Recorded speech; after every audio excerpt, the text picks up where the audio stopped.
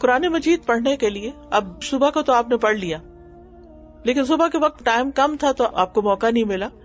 اگر اللہ تعالیٰ نے آپ کو قرآن کی نعمت دی ہے، آپ حافظ ہیں یا کچھ حصہ بھی حفظ کیا ہوا ہے، یا پھر حفظ کر رہے ہیں، یا پھر آپ ناظرہ اچھا پڑھ لیتے ہیں، اللہ نے آپ کو پڑھنا سکھا دیا، تو آپ کیا کریں؟ لونر کیلنڈر کے ساتھ اپنا قرآن ختم کر لیا کریں، یعنی اسلامی مہینے کے ساتھ اپنا قرآن ختم کر لیں. وہ کیسے ہوگا؟ کیسے ہوگا وہ؟ میں اس کو نہیں بتاتی، یہ والی ٹیکنیک میں نہیں بتاتی. کیوں؟ اس لیے کہ میں نہ اس پہ خود عمل کر سکی آج تک. ہر نماز کے بعد تو اتنا مسئلہ ہوتا ہے، وہ بچہ کھینچ رہا ہے، وہ کوئی، یعنی عورتوں کے ساتھ کتنے مسائل ہیں. ہسبینڈ گھر پہ آگے، اب وہ ہسبینڈ آ کے کھڑے ہیں، کھانا مانگ رہے ہیں، اور آپ کے میرے 4 صفحے ہونے والے ہیں. میں اس کے حق میں نہیں ہوں. جب آپ کے پاس ٹائم ہونا، چھوٹی سی بھی ونڈو ہو، کھول لیں اپنا موبائل، ساتھ ہی شروع کر دیں. دن بھر لگے رہیں، ایک صفحہ پڑھا، تھوڑا نہ اس کو کہیں رکھنے کا مسئلہ، نہ اس کو کہیں ناپاک اور پاک کا مسئلہ، کچھ بھی نہیں. آپ اس کو کھولیں اور اس میں سے پڑھیں، اور شام تک، رات تک، سونے سے پہلے تک ختم کر لیں. نہیں ہوا تو اگلے دن صبح صبح. تو بہرحال ہر روز اگر 1 سپارہ کرے نا تو مہینے میں قرآن ختم ہو جاتا ہے.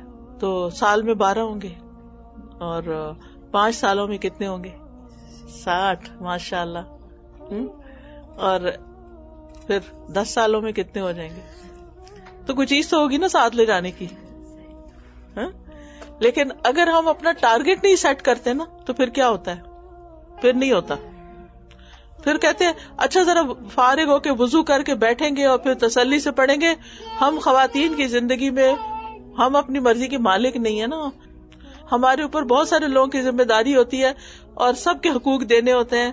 کوئی ادھر سے کھینچ رہا ہے، کوئی ادھر سے بلا رہا ہے، کوئی کچھ کہہ رہا ہے، کوئی کچھ کہہ رہا ہے. تو اس کے اندر سے ہی ٹائم نکالنا ہے، نیت کر لینی ہے، دعا کرنی ہے، اللہ تعالیٰ موقع دے دیتا ہے.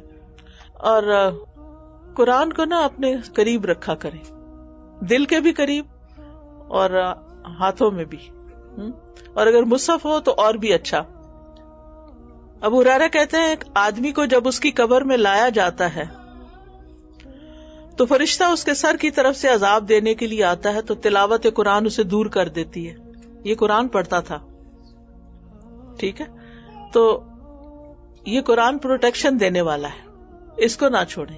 یہ سفارش کرنے والا ہے.